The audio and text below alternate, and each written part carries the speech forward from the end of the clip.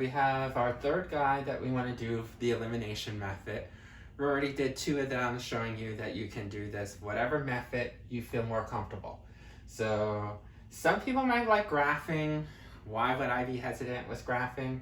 Is because I know that I don't like doing graphing without having graphing paper and a straight edge. Some people might say, well, why don't I do this the substitution method, which you could, but I'm a little hesitant about that. It's because, see, notice each corner has a coefficient. So you're going to have to work with a little bit of fractions if you decide to do that. So let's show you this one for the elimination method. And for the elimination method, we already told you that all we're going to do is make sure that the variables are stacked on each other.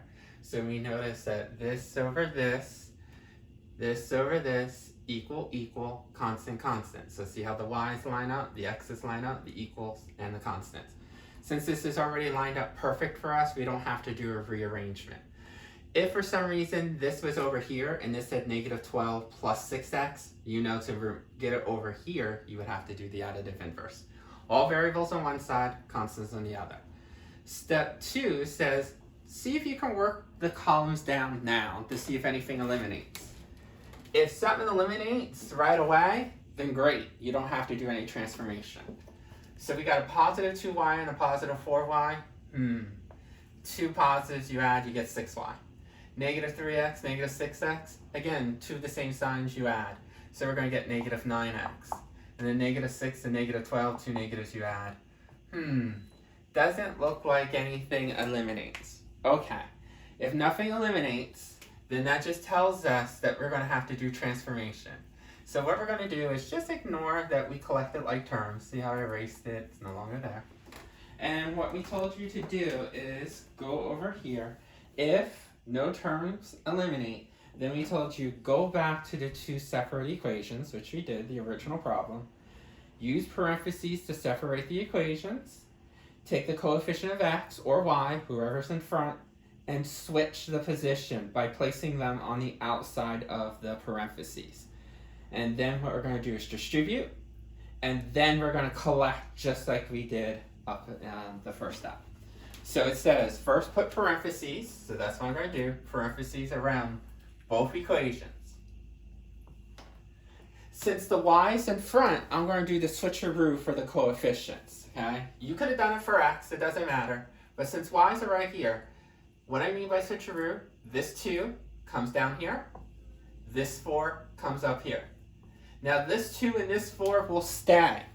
All I did was just brought up a duplicate. So the original 2 and 4 are still there. Once I did the switcheroo, then we distribute to get rid of these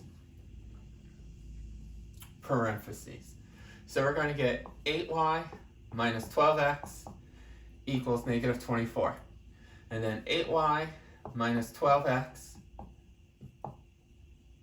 equals negative 24. Alright, so I just distribute, and that's what I got. Now, before I collect, remember, step D says change all the signs of the second equation. Because if I don't, 8y and 8y is 16, 12 and 12 negatives are negative 24, negative 24 and negative 24 is negative 48. Nothing eliminates.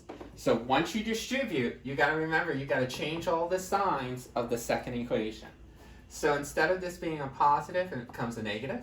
Instead of a negative, it becomes positive. Instead of negative, it becomes positive. So notice I changed the signs. A lot of times you'll see me circle the signs because then that reminds me, yep, I did change all the signs of the second equation. Now I'm going to collect just like I did above. 8y, negative 8y, ooh, they eliminate. Negative 12x, positive 12x, they also eliminate. Remember, different signs subtract. 12 and 12 is 0 when you subtract. So there's nothing on the variable side. How about the constant side? Negative 24, positive 24, There are also inverses. 24 take away 24 is 0. So once we repeated step 2, it says, okay, let's see, did one variable disappear Or did all variables disappear? Okay, so we're trying to see, did one disappear or all disappear? In our case, all of them disappeared. Not only the y's, but also the x's. So we're going to go and look at part B. Part B says, then see if you have a false or a true statement. If you have a false statement, no solution. If you have a true statement, infinite number of solutions. Notice 0 on the left, 0 on the right. This is a true statement. But our final answer is not true. Remember, there's only 3 types of answers that you can get. One order pair, no solution, or if you have multiple order pairs, we would say infinite number of solutions. So true means that you have to say infinite number of solutions. Just like we got when we graphed this problem, and the same thing that we did when we did the substitution.